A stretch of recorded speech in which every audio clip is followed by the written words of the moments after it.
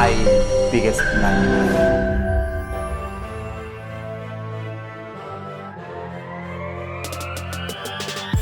The biggest blunder I've done in business. My definite biggest blunder.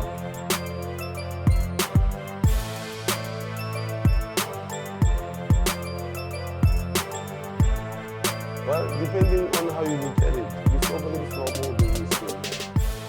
And clear Wednesday morning right here in the city of Pretoria at 23 on Hazelwood Breakfast Restaurant. The time is just before 8 o'clock in the morning, and I am here to meet my business friend Aaron Brink. As I walk into the restaurant, he sees me from a distance and signals to where he's seated. I walk up to him. We are so glad to see each other. I mean, it's the start of the new year. Energy levels are high, and we are ready to talk about our plans for 2020. Hi, Aaron. Compliments of the new season, my friend. He responds back and says, Hi, Dineo, my friend. Happy New Year. We take our seats and the conversation begins. Not so long afterwards, the waitress is here to take our order. Oh yes, we order our scrumptious breakfast and we continue with our business chat. Ireland wanted us to talk about a youth development program he wanted us to work together on. So obviously the conversation was so interesting, we ended up talking about other things. So Aaron narrates a story about an old CEO whose offices are located next to theirs, and he talks about how they had a conversation about the challenges they were experiencing, we were experiencing as a country. We talk about poverty, poor education, and youth unemployment. So the question really, or the conversation was centered around Aaron asking this old businessman to say, it must be very challenging for the state president to lead under such turbulent times. What is the secret of leading in such turbulent times? The old man looks at him and says, Aaron, it's about focusing on the vision and never lose sight of it. It's not that you don't see everything happening around you. Oh, you do. But you consciously choose to remain focused on the vision. Then Aaron says, Dineo, that really got me thinking. I said, oh, that's a profound response. I just love the wisdom all people have. So of course the waitress was back to take our plates and bring us the bill. We settled the bill, and as soon as we were done, it was now time to go. So I said, Aaron, let me love and leave you. It was so good to see you. Aaron says, Dineo, it was lovely seeing you. Let's chat soon. So we part ways, and days after, I kept pondering on his words, the old man's words.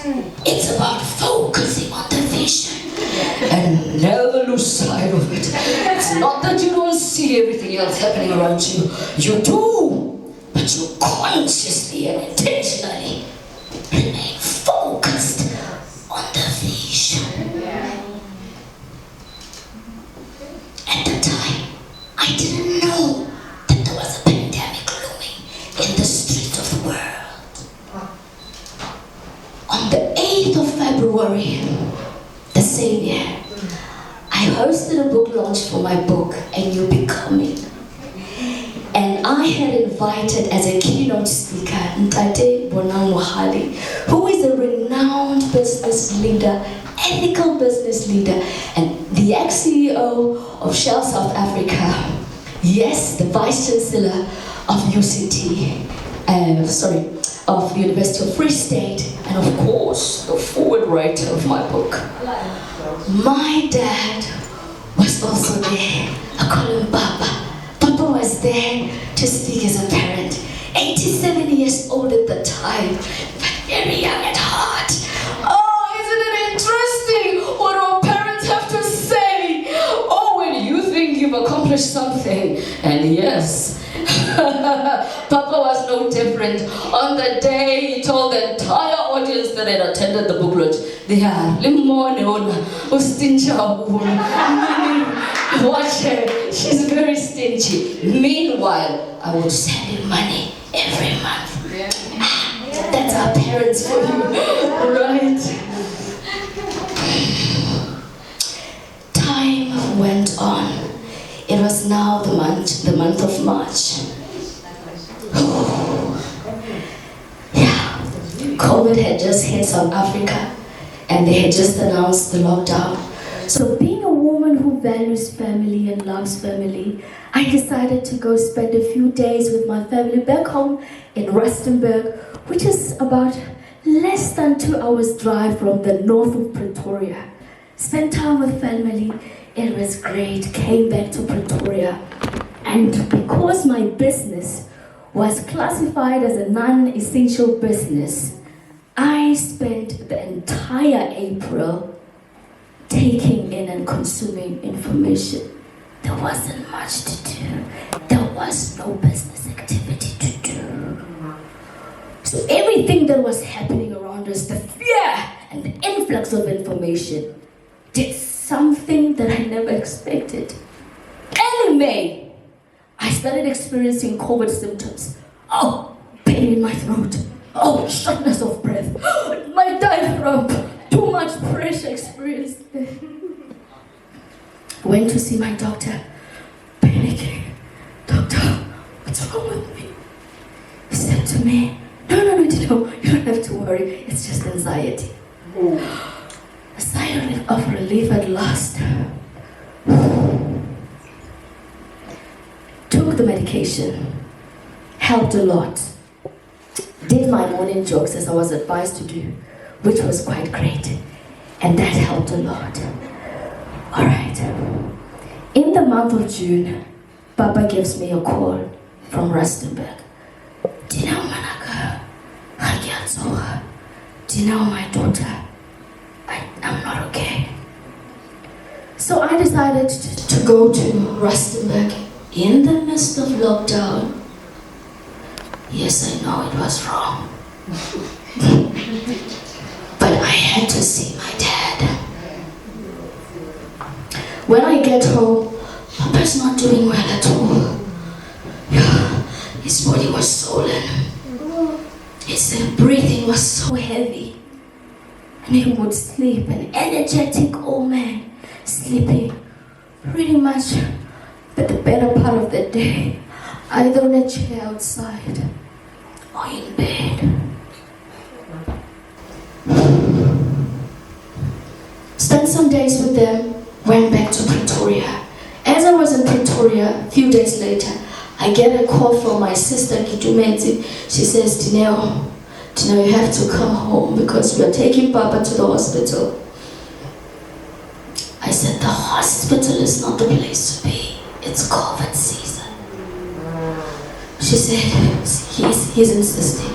I said, oh well, if he's insisting, then there's nothing much we can do. I'll be there first thing tomorrow morning. That became one of the longest nights of my life. In the morning, woke up, went to Pretoria, passed by my dad.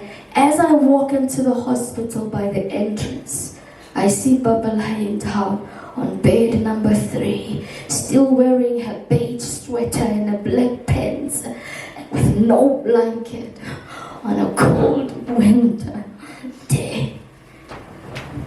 I go to him, tap him on the shoulder, say, Papa. He wakes up, looks around a bit unconscious, and then once he recovered his consciousness, we started to have a conversation. I said, Papa, how are you doing? I touched his hand, brushing it, and I said, it's gonna be okay, Papa, don't worry. We are praying for you. asked him, did you see the doctor? I said, yes, the doctor came, took my blood, didn't say anything much. Alright. Then he told me about some of the things he wanted me to bring him. Bring me my charger, twin plug, pajamas, and fruits. Please tell Kitumets, your sister, to buy me airtime. Maybe because I was the stage one.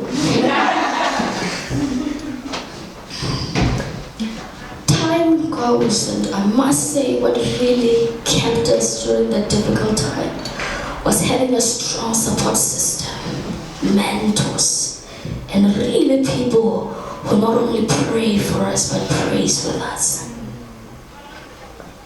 Went to visit Papa on another day. This time he was recovering and getting better. And so when I got to the hospital, he said, Nene Wanaga, as he lovingly called me, thank you for everything you have done for me.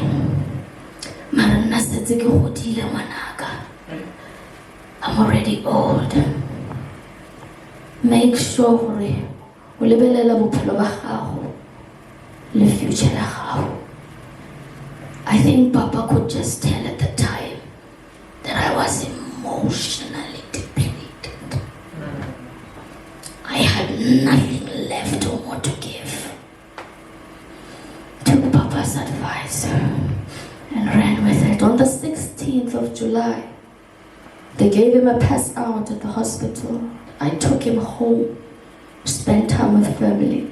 When he set the foot at home, the family was so happy to see him because they hadn't seen him for almost 2 weeks. So everybody's face was lighting up because Papa was really the light of the family. So we spent the weekend with him. Papa enjoyed it when we were together, having a bright, wonderful conversation. So we did that. All right, now it was time to come back. I took him back on the 20th, back to the hospital. He had to be readmitted for an operation. On the 22nd of July, I called Papa's phone. A hospital nurse answers it. And she's like, we've been looking for you. I said, but I never got missed calls from the hospital. I wonder why. He says, yes, Papa is late.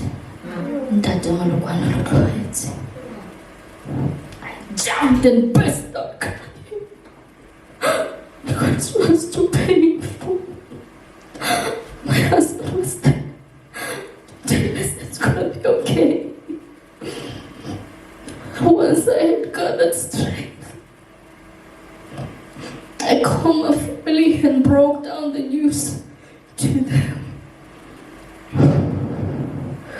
That became another long process with post-mortem investigations where Papa was now at the mortuary.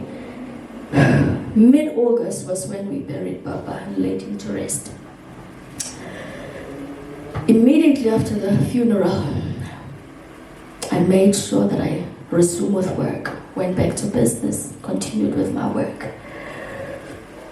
As the journey continued, on the 1st of October, it was around about the first week of October, I had a meeting with my business mentor, Dr. Snowy Koza.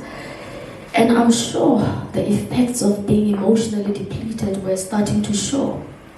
So we started talking business talk as entrepreneurs too. But along the way, she could tell something is not right with Dineo. So she went on to ask me, Dineo, what is wrong? Once again, I burst out crying because I had lost a friend of mine, my cheerleader, my confidant.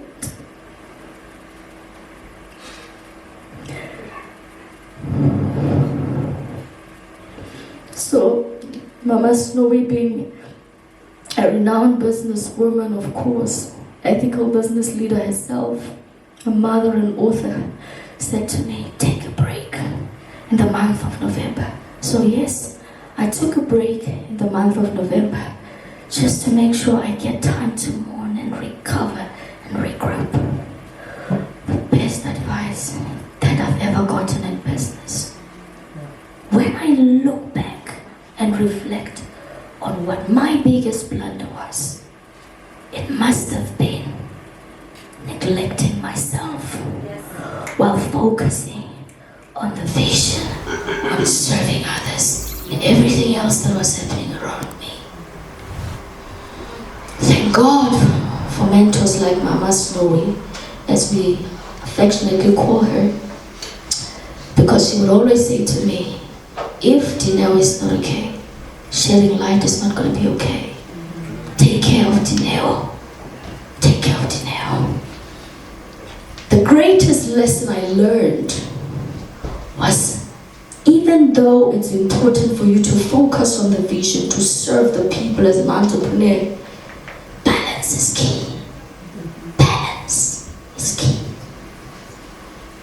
Unlike me, my sister made sure that she supported my father the best way she knew how, the best way which could still preserve her emotional well-being.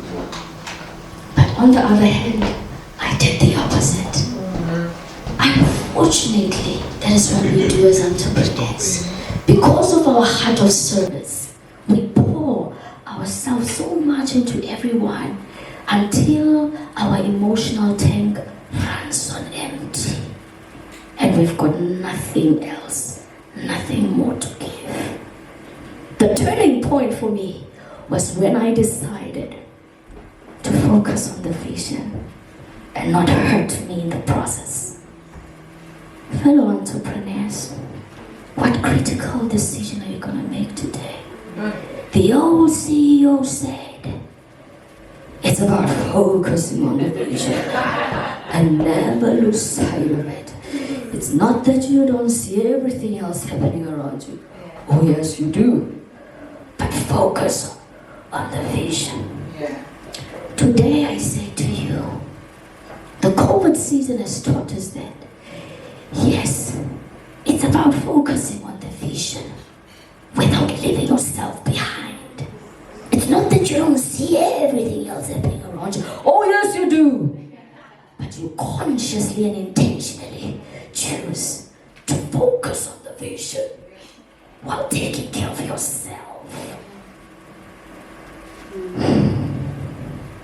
Today, I stand before you having made that decision while focusing on my vision of transforming communities, my community. Now, transitioning and growing further into being among Strategic African Women in Leadership 2022 Trailblazers.